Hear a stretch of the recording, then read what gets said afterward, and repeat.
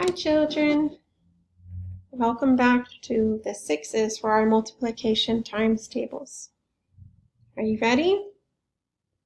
Let's go. 6 times 1, 6. 6 times 2, 12. 6 times 3, 18. 6 times 4, 24.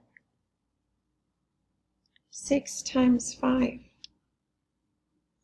30. 6 times 6, 36. 6 times 7, 42.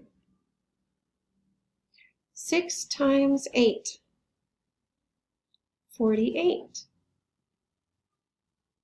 6 times 9, 54. 6 times 10, 60. 6 times 11, 66. 6 times 12, 72. That's all for now, children. Make sure you're considering these numbers and how they will help you when you're reading your Bible, going through verses, going through chapters, counting up genealogies.